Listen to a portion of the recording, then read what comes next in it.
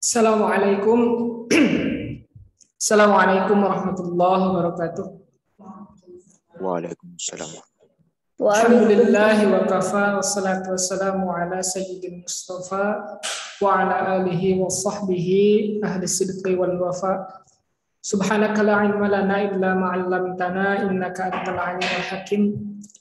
Rabbi shrah li sadri wa yassir li amri wahlul 'uqdatam min lisani yafqahu qawli. Allahumma ja'al qawli wa khutbati khalisan wa mukhlisan lillah sahihan fasihan balighan bayanan nafi'an li wa liman sami'ah. Amin ya Allah ya rabbal alamin. Alhamdulillah, puji berserta syukur mari bersama kita panjatkan kehadirat Rabbul Ghafur, karena atas berkat rahmat, kudrat dan iradatnya kita semua bisa bertatap muka, bermuajahah dalam keadaan yang insya Allah dipenuhi dengan keberkahan oleh Allah Subhanahu wa Ta'ala. Salawat beserta salam semoga selamanya tetap tercurah limpahkan kepada pribadi yang teramat mulia, ani habibana wa nabiyyana wa maulana Muhammad sallallahu alaihi wasallam, kepada keluarganya, sahabatnya, tabi'in, atba'ut tabi'in, dan sampai kepada kita semua.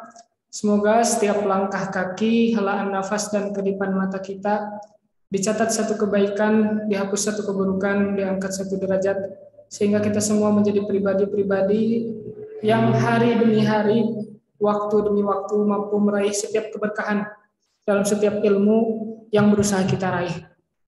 Karena sungguh tidak ada lagi yang paling penting dalam setiap perjalanan kehidupan kita dalam menuntut ilmu kecuali kita mampu meraih keberkahan dalam ilmu tersebut.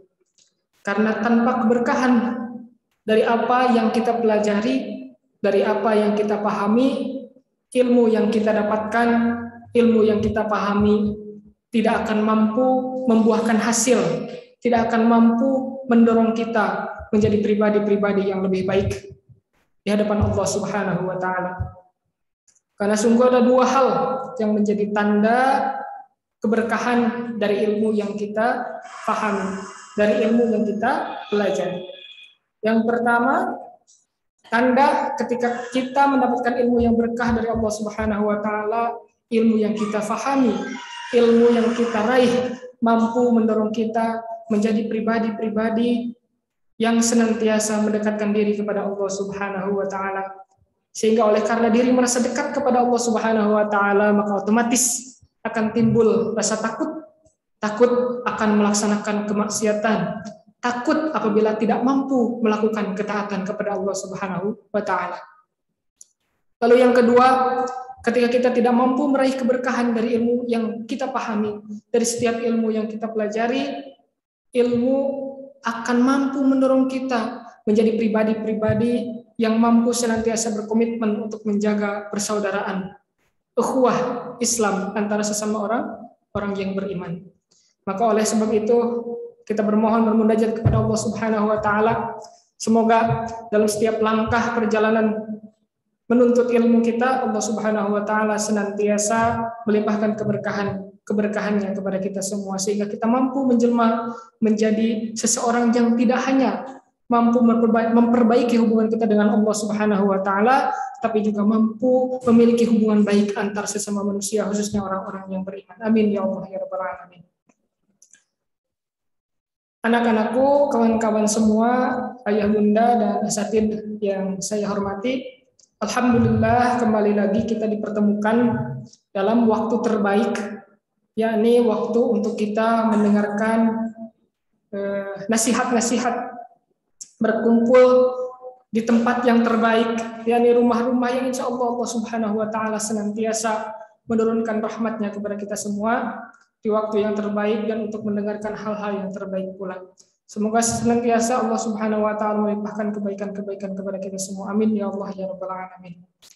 Dalam kesempatan yang baik ini, izinkan saya, kita semua untuk bersama-sama mempelajari hal yang insya Allah akan membawakan kemanfaatan kepada kita semua. Karena sungguh kehidupan kita akan meraih kebahagiaan baik di dunia maupun di akhirat apabila kita sudah meraih keridhaan dari Allah Subhanahu wa Ta'ala. Dan untuk kita saat ini, jalan satu-satunya untuk meraih keridhaan Allah Subhanahu wa taala adalah menjadi seorang yang menjadi umat Nabi Muhammad sallallahu alaihi wasallam. Untuk menjadi seorang umat Nabi Muhammad sallallahu alaihi wasallam tidak cukup hanya dengan berseru aku umat Nabi, aku umat Nabi, aku pengikut Nabi, aku beriman kepada Nabi, aku percaya kepada Nabi. Tidak cukup dengan demikian. Sungguh betapapun kerasnya kita berteriak bahwa aku adalah umat Nabi, namun kita tidak menjadi umat yang istijabah, umat yang mampu meraih setiap seruan-seruan yang diserukan oleh Rasulullah SAW. Kita tidak akan mampu menjadi umat Nabi Muhammad SAW. Padahal betapa besarnya, betapa agungnya ketika kita sudah diakui umat oleh Rasulullah SAW. Selain kebahagiaan di dunia yang akan kita raih pun demikian, kebahagiaan, kemudahan-kemudahan pun akan kita raih ketika kita nanti dibangkitkan dan dikumpulkan di alam mahsyar. Dalam satu hadisnya Rasulullah SAW ketika berkumpul dengan para sahabat, beliau pernah bersabda, "Inna haudhi ab'adu min ailati min adami." Sungguh haudku atau telagaku. Jadi nanti ketika hari di mana kita berkumpul di padang mahsyar, Rasulullah SAW itu memiliki sebuah telaga. Sebuah telaga. Hari di mana kita sangat kehausan, hari di mana kita sangat kepanasan, dan hari di mana tidak ada naungan kecuali naungan Allah Subhanahu wa taala, hari di mana tidak ada pertolongan kecuali pertolongan yang diberikan oleh Allah Subhanahu wa taala, maka Rasulullah saat itu memiliki sebuah telaga. Asyaddu bayadun minas salji. Kata Rasulullah SAW, telagaku itu sangat besar. Sangat besar. Asyaddu bayadun minas salji. Lebih putih daripada putihnya salju. Lebih putih daripada putihnya salju dan lebih manis daripada madu dengan air yang dicampur dengan susu. Walaniyakuhu aktsaru min adadin nujum. Dan sungguh cangkir-cangkirnya atau gelas-gelasnya itu lebih banyak daripada bilangan bintang gemintang yang ada di langit. Kata Rasulullah SAW. Kata Rasulullah, sungguh aku akan menghalangi umat-umat, orang-orang atau manusia-manusia yang saat itu ingin meminum dari telagaku, sebagaimana orang yang menghalangi unta-unta orang lain untuk minum di telaga miliknya. Jadi ketika nanti di yaumul qiyamah, di yaumul mahsyar, Allah Subhanahu wa taala akan mengumpulkan seluruh manusia dari mulai Nabi Adam sampai ke orang terakhir di mana yaumul qiyamah didirikan. Ketika saat itu manusia-manusia dibangkitkan dan dikumpulkan oleh Allah Subhanahu wa taala, maka otomatis bukan hanya umat Nabi Muhammad SAW, bahkan bukan hanya umat Nabi Muhammad SAW yang senantiasa memenuhi panggilan yang diserukan oleh Rasulullah SAW, tapi juga umat-umat dari mulai umat Nabi Adam sampai dengan umat Nabi Isa sampai dengan umat Nabi Muhammad SAW. Kata Rasulullah SAW, sungguh aku akan menghalangi umat-umat, manusia-manusia, orang-orang yang mencoba meminum dari telagaku. Yaitu sebagaimana seseorang laki-laki yang menghalangi unta-unta milik orang lain untuk minum dari telaga mereka. Maka para sahabat merasa khawatir. Para sahabat merasa khawatir. Apa yang membuat mereka khawatir? Ya Rasulullah, ata'arifuna yaumaidin. Wahai Rasulullah, apakah engkau akan mengenali kami pada hari itu? Maka karena secara akal gitu ya. Dalam benak para sahabat pada waktu itu, ini manusia akan dibangkitkan dari masyrik sampai dengan maghrib, dari mulai umat Nabi Adam sampai dengan umat akhir zaman. Dibangkitkan dan dikumpulkan dalam satu tempat yang sama dalam satu waktu yang sama. Lalu Rasulullah SAW akan memiliki sebuah telaga yang putihnya lebih putih daripada putihnya salju, lebih manis daripada manisnya madu yang dicampur dengan susu untuk diminum oleh para umatnya. Sedangkan Rasulullah SAW akan mencegah umat-umat yang bukan daripada umatnya. Maka para sahabat bertanya pada saat itu, ya Rasulullah, ata'rifuna yawma idzin? Wahai Rasulullah, lalu apakah kami akan dikenali olehmu? Maka kata Rasulullah SAW, "Na'am, tentu aku akan mengenali. Aku akan mengenali setiap umatku yang berhak mendapatkan tegukan mulia daripada telagaku yang mulia ini." Maka kata Rasulullah SAW, "Gurram min ajan." Rasulullah SAW akan mengenali setiap umatnya dari gurrah dan tahjilnya. Maka pertanyaannya, apa itu gurrah? Apa itu tahjil? Gurran muhajjilina minal atharil wudu. Jadi yang dimaksud kata Rasulullah SAW, umatku akan aku kenali. Jadi ada semacam barcode, ada semacam QR code gitu ya. Syarat untuk mendapatkan minum daripada haudnya Nabi Rasulullah SAW, yaitu gurran muhajjilin min atharil wudu. Gurrah dan tahjil.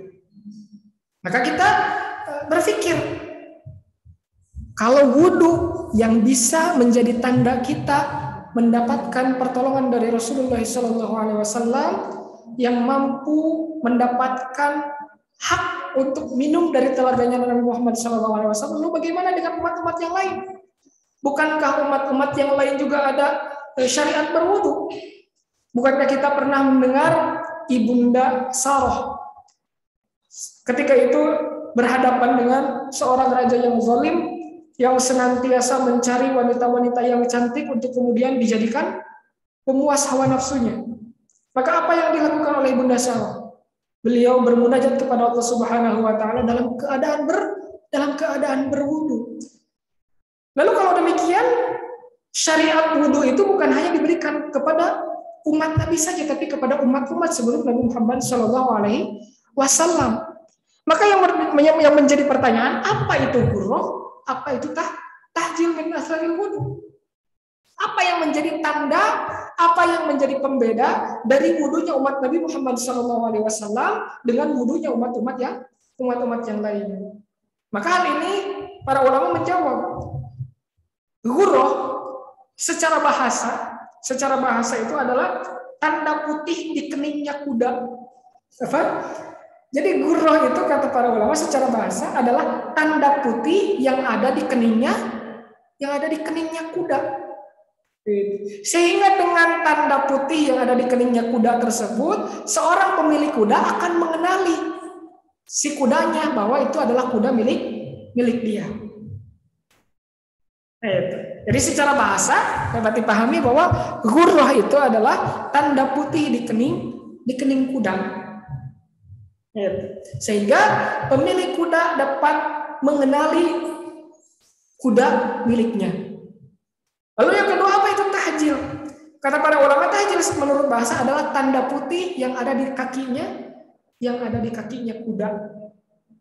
Oke, jadi dapat kita pahami bahwa secara bahasa gurrah dan tahjil adalah tanda putih di keningnya kuda, tanda putih di kakinya kuda, di tengah-tengah hitamnya kuda. Sehingga orang pemilik dari kuda tersebut berbeda mungkin dari besar kecilnya tanda tersebut, berbeda mungkin dari bentuknya tanda tersebut, dan dari kuda-kuda yang lainnya.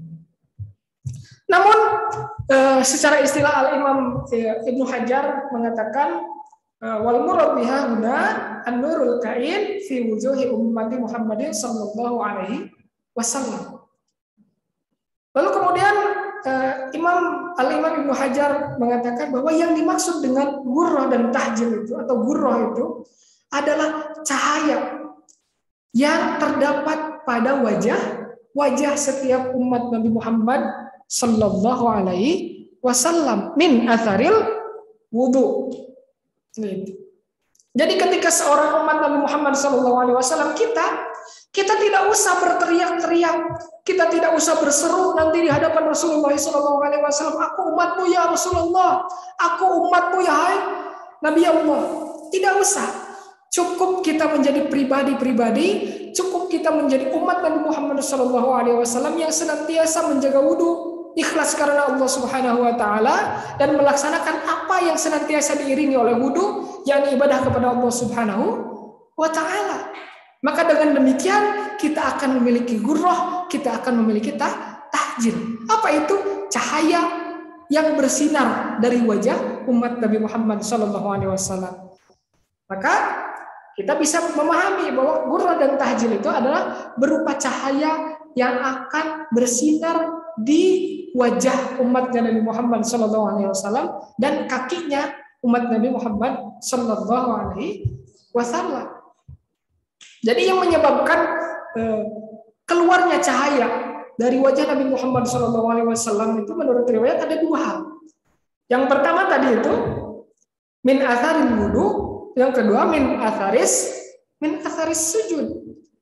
Maka Allah Subhanahu wa taala berfirman dalam surah Al-Fath, Muhammadur Rasulullah walladzina ma'ahu asyiddau 'alal kuffar rahamau bainahum tarahum ruk'an sujada yabtaguna fadlan minallahi wa ridwana simahum fi wujuhihim min atharis sujud. Jadi akan ada tanda-tanda sujud daripada umat Nabi Muhammad sallallahu alaihi wasallam. Jadi tanda sujud itu bukan titik-titik hitam di dahi ya. Bukan titik-titik hitam misalnya di pangkal dahi. Kita katakan dia sering sujud. Nah, itu adalah menandakan sensitivitas kulit dahi seseorang tersebut, bukan tanda seseorang tersebut. Bisa jadi, mungkin ya bisa jadi orang tersebut mendapatkan tanda hitam di dahinya itu karena dia senantiasa bersujud. Tapi itu berkaitan dengan sensitivitas kulitnya, karena tidak ada dalam satu riwayat pun menceritakan Rasulullah SAW ada titik hitam di dahinya sebagai tanda bahwa Rasul senantiasa bersujud kepada Allah Subhanahu wa taala. Bahkan padahal kita ketahui bersama betapa hebatnya Rasulullah SAW dalam bersujud kepada Allah Subhanahu wa taala. Namun yang dimaksud min atharis sujud di sini adalah cahaya yang akan bersinar di setiap wajah-wajah umat Nabi Muhammad sallallahu alaihi wasallam. Yang mana ketika kita senantiasa menjaga wudhu kita, menjaga sujud kita hanya kepada Allah Subhanahu wa taala, selama wudhu kita, selama sujud kita tidak dicampuri dengan kesyirikan-kesyirikan, selama sujud kita tidak dicampuri dengan hal-hal yang tidak ditentukan oleh Rasulullah SAW, selama sujud kita tidak dicampuri dengan hal-hal yang merusak ibadah kita. Karena kita ketahui bersama bahwa sungguh kita semua berada dalam kecelakaan, berada dalam kerusakan.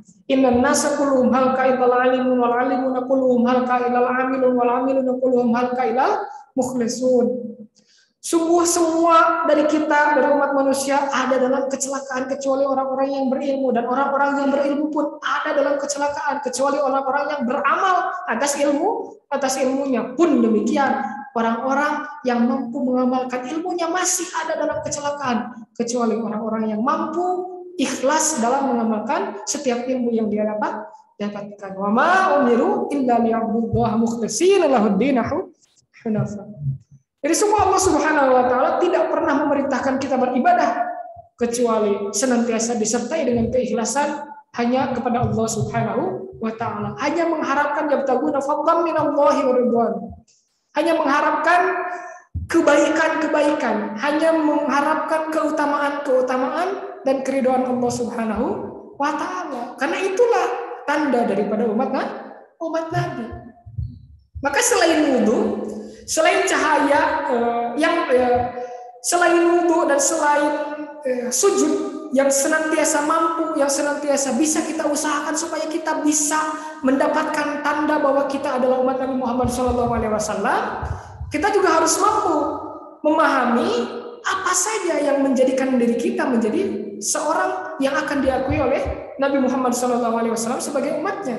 Maka hal tersebut ada dalam surah Al-Fatih ayat yang terakhir. Muhammadur Rasulullah walladzina ma'ahu asyidda'u 'alal kuffar ruhama'u bainahum. Jadi seseorang yang akan disertai oleh Rasulullah SAW dalam artian dia adalah seseorang yang diakui oleh Rasulullah SAW sebagai umatnya adalah ia yang senantiasa tegas terhadap berbagai macam bentuk kekafiran, tegas terhadap orang-orang yang kafir. Pertanyaannya, tegas terhadap orang-orang kafir, tegas terhadap berbagai macam bentuk kekafiran itu seperti apa? Apakah kita mengusir setiap orang kafir yang ada di lingkungan kita? Apakah kita membakar setiap gereja-gereja yang ada di lingkungan kita? Nah, itu bukan tegas, tapi itu kasar. Tegas itu bukan seperti itu. Jadi justru misalnya ada sebuah kasus umat Islam di sebuah desa, di sebuah kampung membakar gereja-gereja, tapi masjidnya kok kosong ketika waktu beribadah. Mengusir orang-orang kafir yang ada di kampungnya, yang ada di desanya dan sebagainya. Tapi ketika waktu-waktunya majelis-majelis ilmu kosong daripada kehadiran mereka. Maka itu sungguh ironi. Jadi asyidda'u 'alal kuffar itu, keras terhadap kafir itu, tegas terhadap kafir itu adalah tegas juga terhadap berbagai macam bentuk kekafiran. Kita juga menjauhi hal-hal yang menjadi amalan-amalan orang-orang kafir. Kalau orang-orang kafir biasanya gitu ya, senantiasa melakukan perzinahan, maka kita tegas menolak perzinahan.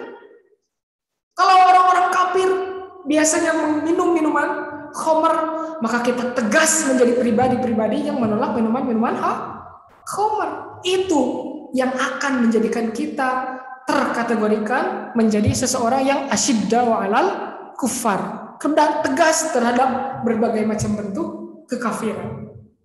Nah, selanjutnya ruhama'u bainahum, saling berkasih sayang, saling mencintai, saling menyayangi antar sesama orang yang beriman. Itu karena tidak mungkin seseorang muslim yang semakin hebat dalam keislamannya, seorang yang mukmin semakin hebat dalam keimanannya akan senantiasa berselisih dengan umat Islam yang lainnya, akan senantiasa bersitegang dengan umat Islam yang lainnya. Sungguh itu tidak sejalan dengan apa yang dikatakan oleh Rasulullah SAW.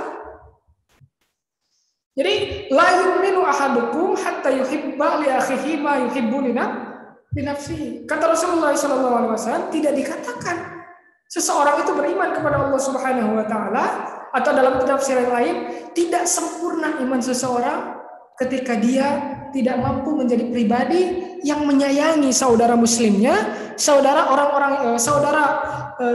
sesama orang yang beriman kepada Allah Subhanahu wa taala, ketika dia tidak mampu menyayangi mereka sebagaimana dia menyayangi dirinya sendiri. Kenapa demikian? Karena ketika seseorang sudah menyayangi kaum muslimin yang lain sebagaimana dia menyayangi dirinya sendiri, ketika dia tidak mau dibohongi oleh orang lain, maka pun dia tidak akan membohongi orang lain. Ketika dia tidak mau difitnah oleh orang lain, maka pun dia akan menjadi pribadi yang tidak akan menghina orang lain. Ketika dia tidak mampu diadu domba, disakiti, baik secara verbal maupun non-verbal, maka dia juga akan menjadi pribadi yang mampu menjaga tangannya, menjaga lisannya untuk melukai kawan-kawannya, saudara-saudaranya, orang-orang yang beriman. Karena sungguh al-muslimu, orang Islam itu kata Rasulullah SAW adalah orang yang mampu menyelamatkan orang lain min lisanihi wa yadihi.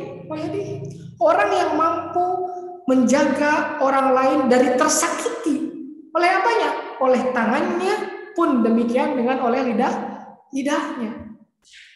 Karena betapapun lidah gitu ya, lidah tak bertulang, tapi demikian hebatnya apabila digunakan untuk menyakiti sesama kita. Maka oleh karenanya, ketika kita semua ingin ketika nanti hari di mana kita dibangkitkan oleh Allah Subhanahu wa taala, di mana hari tersebut tidak ada perlindungan kecuali perlindungan yang diberikan oleh Allah Subhanahu wa taala, tidak ada naungan.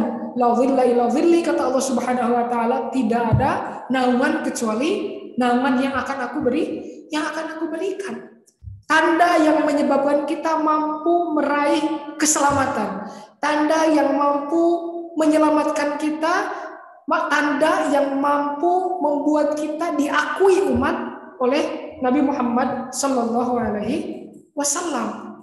Maka kita harus menjadi pribadi yang mencerminkan bahwa kita umat Nabi Muhammad Sallallahu Alaihi Wasallam. Yang pertama, dengan cara menjadi pribadi yang keras terhadap berbagai macam bentuk kekafiran. Artinya kita senantiasa harus menjadi orang-orang yang bertakwa. Maka apa itu takwa? Selain yang kita pahami gitu ya, melaksanakan setiap apa yang diperintahkan oleh Allah Subhanahu wa taala dan menjauhi setiap apa yang dilarang oleh Allah Subhanahu wa taala. Ali atau Sayyidina Ali mengatakan takwa itu adalah al-amalu bitanzil, al-khaufu minal jalil. Takwa itu adalah beribadah dengan apa yang dicontohkan oleh Rasulullah Sallallahu Alaihi Wasallam. Takwa itu adalah beribadah dengan apa yang diturunkan oleh Allah Subhanahu Wa Taala, dengan apa yang dicontohkan oleh Rasulullah Sallallahu Alaihi Wasallam. Maka ketika kita sudah menjadi orang yang bertakwa, kita akan menjadi pribadi yang asyidda'u 'alal kuffar, ruhama'u bainahum, tarahum ruk'an sujada yabtaguna fadlan minallahi wa ridwana, simahum fi wujuhihim min atharis sujud. Kita akan mampu menjadi pribadi-pribadi yang menjaga kemurnian sujud kita hanya kepada Allah Subhanahu wa taala. Kita akan mampu menjaga wudu kita. Bukankah wudu adalah ibadah yang akan meningkatkan setiap ibadah-ibadah yang kita lakukan? Ketika kita hendak tidur, kita berwudu sebagaimana Rasulullah SAW juga berwudu ketika hendak tidur. Ketika kita akan memulai pembelajaran, ketika kita akan bertadarus misalnya, ketika kita akan bertilawah, bukankah orang yang bertilawah dengan wudu lebih mulia daripada orang yang bertilawah tanpa wudu? Maka pun demikian, ketika kita mampu menjaga wudu kita, mampu menjaga sujud kita hanya kepada Allah Subhanahu wa taala tanpa mencampuri setiap wudu dan sujud kita kepada Allah Subhanahu wa taala dengan kesyirikan, dengan kemunafikan dan dengan bid'ah baik atau kemusyrikan, baik itu syirik kecil maupun syirik besar, maka ketika nanti kita dibangkitkan oleh Allah Subhanahu wa taala, ketika kita nanti dikumpulkan oleh Allah Subhanahu wa taala di padang mahsyar, ketika kita mencari pertolongan, mencari Nabi kita Muhammad SAW yang sudah menyediakan telaga yang mampu menghilangkan dahaga kita pada saat itu, kita akan mendapatkan tanda yang mana tanda tersebut adalah cahaya yang akan bersinar dari wajah kita dan cahaya yang akan bersinar daripada kaki kita sebagaimana Rasulullah SAW sebutkan dalam